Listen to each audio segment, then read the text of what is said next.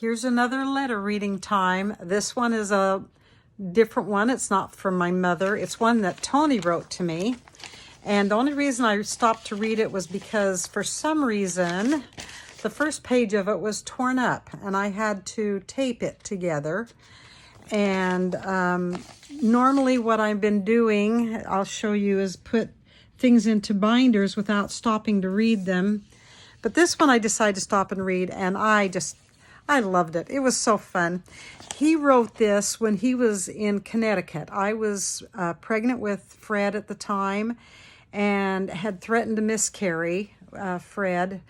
I was busy painting the fence because we had sold our home. And I was painting the fence so that we could, get it all cleaned up for the new buyers. And I was 6 months pregnant with Fred, and I felt a rip, and it felt like and I just started hemorrhaging. So we found out the placenta had started to pull away from the uterine wall, and so I was on bed rest. So here I am on bed rest with 6 kids. Joe is just... oh, I don't know. He's only 13 months old, 14 months old at the time. And Tony's in Connecticut. My mom and dad are in Alaska. Heidi's in California, and Maureen's in Meridian. No help at all. I'm just on bed rest. And this happened right before Jenny and Joseph's birthday. So I'm laying on the couch on the day of their birthday, and I give Jenny some money and say, go across the street and have Donna Jenkins take you to the store, Ben Franklin's store, and buy yourself a birthday present. No birthday cakes. A lady did drop by some roast and some potatoes and carrots, and I had Jenny put them in the electric fry pan for me, and that's what we had for dinner. I remember that because I just bawled when she brought dinner over. It was just, I'd been on the couch for about a week or two, and things were getting pretty bad. Anyway, so he wrote this for Mother's Day. He was still in Connecticut and feeling very helpless. He didn't know what to do. He wanted to be home with me. In the meantime, Mom and Dad had me send for Heidi, and Heidi came from California and helped take care of things while I had to stay on bed rest. And then Tony ended up coming home. He ended up losing his job in Connecticut, getting another job that sent him to Idaho. So here he was employed back in Idaho. But anyway, back to this letter. Dear Karen, happy Mother's Day, or rather happy belated Mother's Day, as you'll be reading this around Wednesday or Thursday. I've just gotten back from church. It's close to 1 p.m, and I and Baron, the Olive's dog, Tony was renting a room from this family called Olive. They were next door to the Zembrowskis. Anyway, and there was a dog that Tony loved. I and Baron are outside on the picnic table enjoying the warm sun and cool breeze. The trees are starting to rustle in the wind now that they've greened up a bit. Tulips, dandelions, others I'm ignorant of, all manner of flora is blooming all around. Baron is now on the table and half leaning on the clipboard.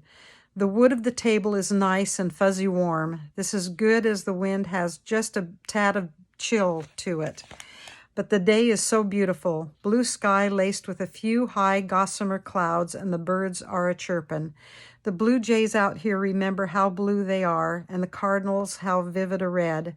A wonderful day to sit in old soul's warmth, enjoy the Lord's creations on his day, and take pen in hand to write my lady love, my best friend, my eternal wife. How are you, my dear? Though your strength shows through your letters, I can't help but be concerned with your health. I know it must be stressful to not remain as active as you like to be, especially when you are pregnant. Many's the time I felt your activity was the way you could keep your mind off of the groundless worries that set in during a pregnancy, guys smoking cigars across the street and all. But you know, I've been thinking that as spiritual a person as you are, your thoughts are now able to be more directed toward an introspection of life, yours, ours, our families. You'll be pleased to know that mine have been centered there recently and have caused me to see things in a new light.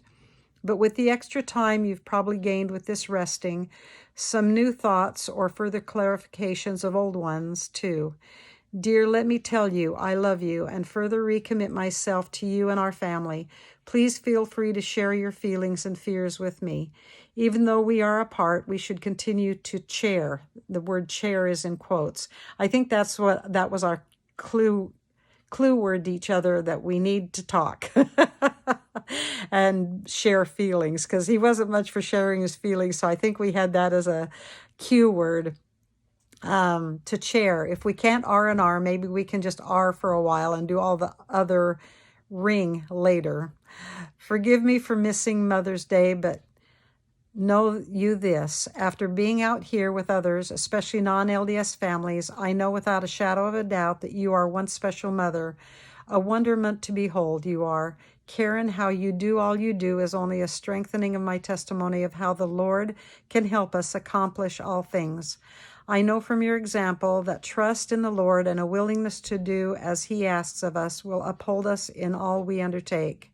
Thank you for being the mother of our children. Thank you for loving me and caring, really caring so much. I love you, dear. As the song says, more than words could ever tell. So do all the doctors tell you and ask for our home teachers to bless and administer as needed in the home. Take care and be of good cheer. In parentheses, he says, tough times don't last. Spiritually and physically, tough people do. Kiss and hug ever so tightly all our wonderful children, Jennifer, Patricia, Elizabeth, Anna, Benjamin, Joseph, and give Peanut a hug and a pat for me. That's Fred. I love you all and really look forward to seeing you all in 2 weeks' time. Bye for now. Faithfully yours in Connecticut, Tony. Now, I don't know whether he was flying back, because he did fly back at one point with some lobsters, and I think that's probably when he was flying back. We still didn't know when we were going to move, me and the children. We ended up not moving. That's another whole story. But I just wanted to read that letter. It brought a lot of warmth to me, a lot of memories, and wow, we made it through it.